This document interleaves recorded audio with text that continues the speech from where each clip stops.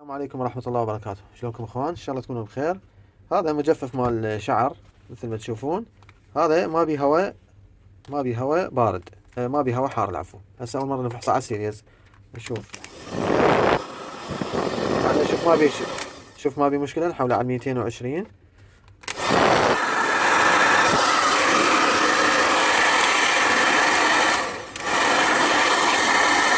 تحصل ما بي هواء حار.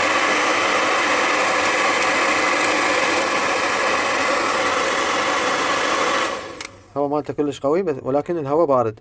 هسه راح نفتحه ونشوف. ظلوا ويانا. طبعا بعدين فتحنا البراغي، فتحنا هاي الفواصل. هسه راح نشوف شنو المشكلة، ليش الهواء مالته بس بارد. طبعا هذا الفلتر دائما ايضا هم لاحظوه، اذا يلم اوساخ هم يأثر على المروحة. هسه احنا راح نفحصه ونشوف.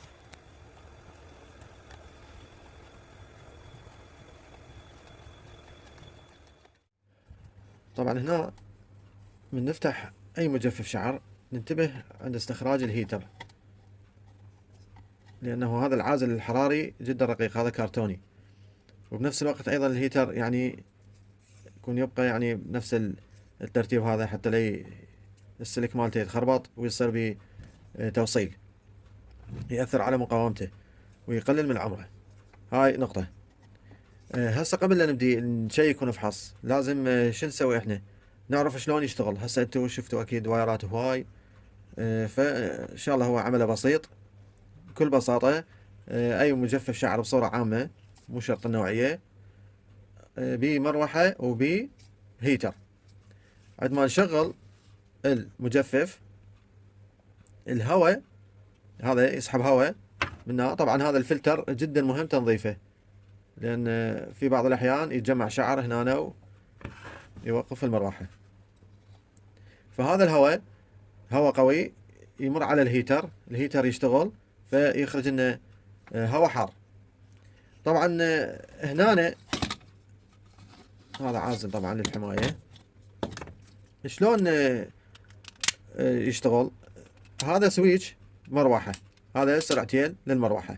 هاي السويتش الثاني للهيتر. يعني طبعا هنا عندنا هيترين، يعني تشوفوا هيتر واحد ولكن هو هيترين.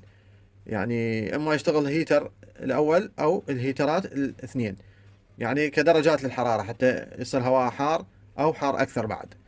يعني درجتين للمروحة، درجتين للهيتر، يعني كل سويتش على حده. هذا سويتش الهيتر وهذا سويتش هذا الهيتر وهذا المروحة. هذا السويتش الثالث هذا يطفينا الهيتر. يعني تختار بين الهواء وبين الهيتر، يعني تريد بس هواء عادي او هيتر. هسه احنا شنو الحالة اللي تصير عندنا؟ تصير عندنا الحالة انه هذا هواء بارد، هيتر ما قاعد يشتغل. فاحنا شو نسوي؟ احنا لازم هسه نبدي نفحص. طبعا هنا ما تجدر اليه الاشارة. اي مجفف شعر تلقون دائما هنا اوتوماتيك او اوفرلود، هذا متصل به فيوز حراري. هذا الفيوز الحراري عندما يصير توصيل او شورت يفصل مباشرة، يتحسس بالحرارة. وهذا الاوفرلود شنو وظيفته؟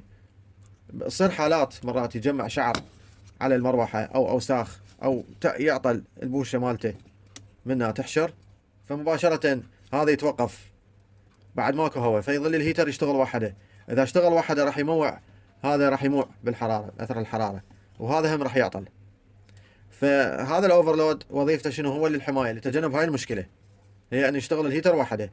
هو مصمم، هذا المجفف مصمم ان يشتغل المروحة مع الهيتر، ما ان او تشتغل المروحة وحدها ماكو مشكلة.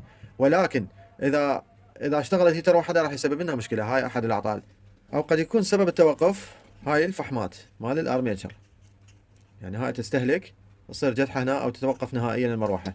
المهم انتم عرفتوا هذا الخلل. طبعا هنا احنا نبدي نجيب الاوفوميتر، نفحص نشوف ليش ماكو هواء حار. طبعا انا سويت فد مخطط بسيط اخليكم اياه في نهاية الفيديو ان شاء الله. هذا نبدي نفحص. مثلا احنا هنا تجي كهرباء رئيسية، هذا السلك الأزرق مثل ما تلاحظون، هذا مباشرة يروح للهيتر، مباشرة بدون مرور بالسويتش، مباشرة يروح للأوفرلود ويرجع عن طريق هاي التوصيلة لهنا، يرجع عن طريق هذا يدخل إلى هذا السويتش. طبعا هذا هو يفصل لنا الهيتر، يفصل لنا الهيتر. هذا الدايود مسؤول عن سرعة المروحة، هذا الدايود مسؤول عن سرعة المروحة، يسوي لنا سرعتين للمروحة. هذا كل ما في الأمر. هسه نبدي نشيك. أول شي نشوف كهرباء توصل من هنا،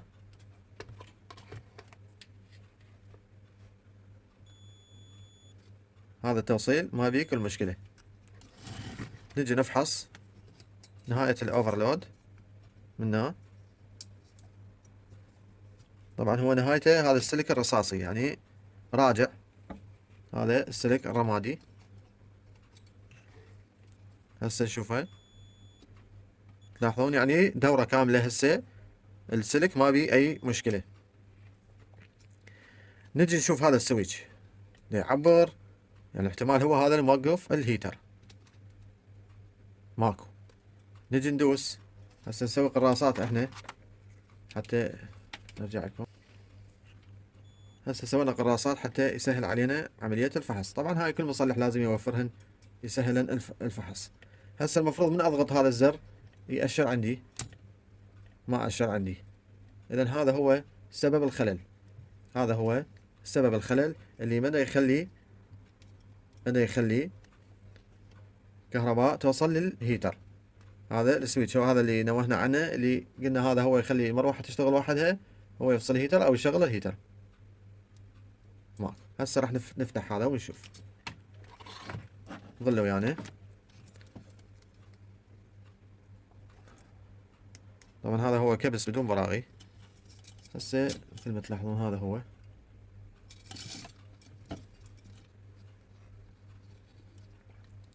هذا شوفوا ما دا يوصل. شنو السبب؟ هسه حتى تكونون على بينه. طبعا انتبهوا هنا السبرنجة ممكن ان تطلع من مكانها. زين، هسه احنا شو نسوي؟ نحاول نوصل بين هذا وهذا ونشوف. اذا الخلل من السويتش. نشوف الخلل بيا بلاتين مثلا. نحاول نضغط هذا.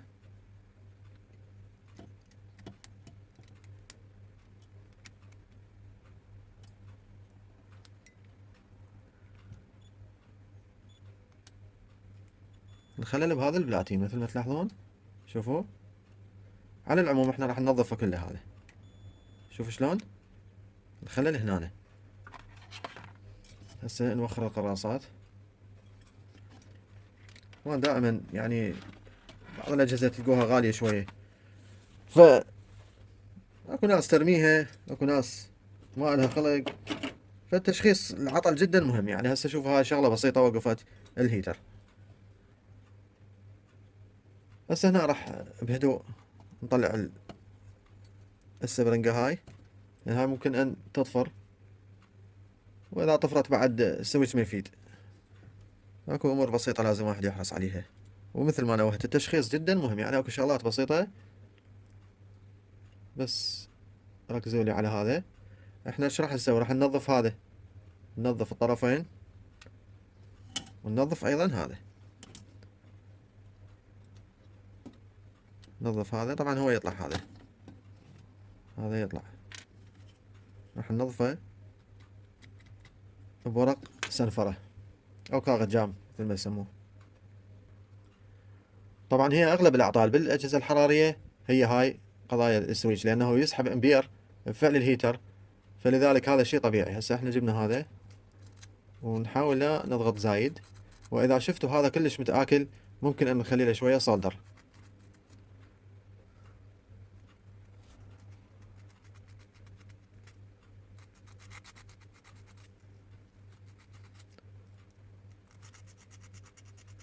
هذا شيء طبيعي، هذا العطل بالاجهزة الحرارية. يعني اول شيء يعطل بالاجهزة الحرارية هو السويتش، معرض لهذا الشيء.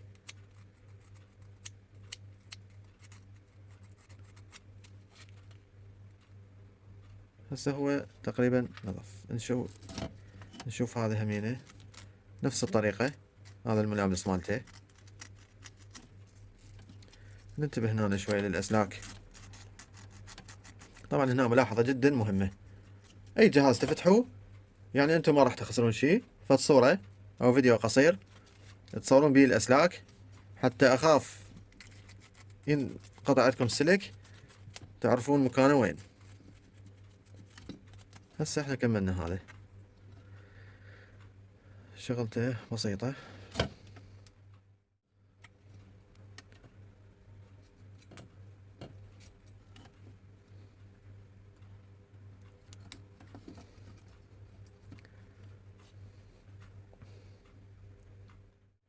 هسه بعد أن ركبنا السبرنجة، هسه نجي نفحص.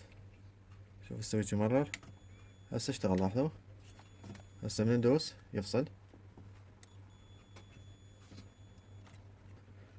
نغلفه بغلافه حتى يكون عمله صحيح.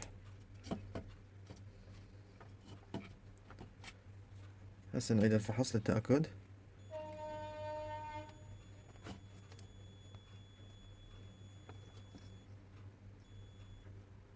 مثل ما تلاحظون اخوان، هذا خلل شائع دائما بمجففات الشعر. بعد ان كشفنا هذا الخلل ممكن يصير اعطال ثانية، فقبل ان نقفل المجفف حبينا الفيديو يكون مفيد وبتفاصيل اكثر.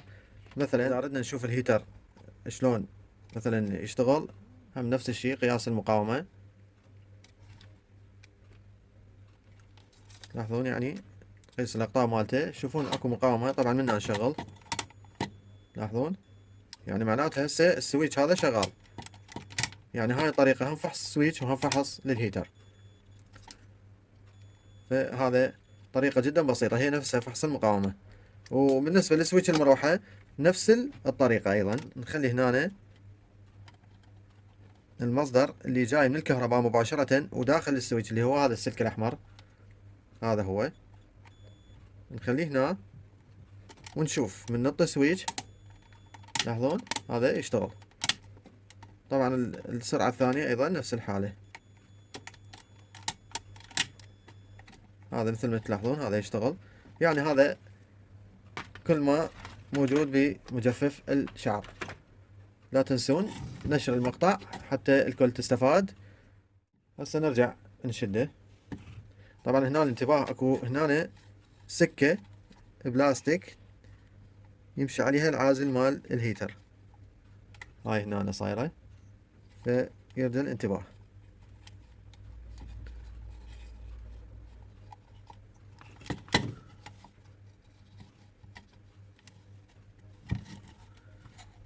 هذا هسه تركب بصورة صحيحة. هسه نقعد المروحة، ظلوا ويانا حتى لا يطول الفيديو عليكم.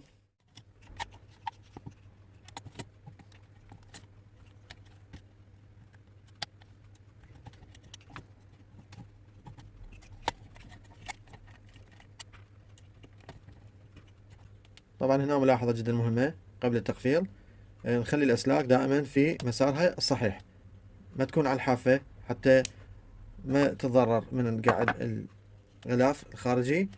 وشغلة ثانية بنخليها على مكان البرغي حتى البرغي لا يضربها ويسبب لنا شورت. هذا كل ما في الأمر. هسه راح نشغل، نتأكد هنا نعطي هيتر قبل لا، وتنتبهون طبعا من الكهرباء. أول مرة نشغل سيريز. هسه هذا سيريز اوكي. هسه هذا هو حار، كملنا هون حار. هسه راح نقفله ونرجع لكم. طبعا هسه كملنا الشد مالته، هسه راح نفحص لكم. راح نشغل الهيتر.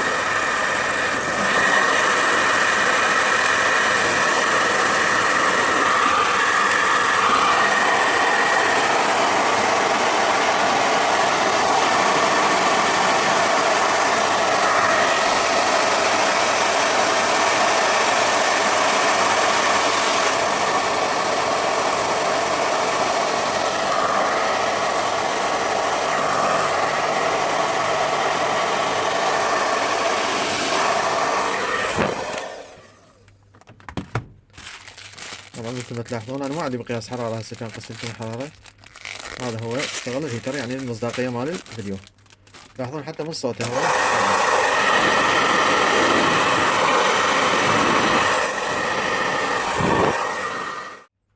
فضلا وليس امرا لا تنسون دعم الفيديو ونشره، لا توقفون المعلومة حتى الكل تستفاد. تحياتي الى جميع المتابعين.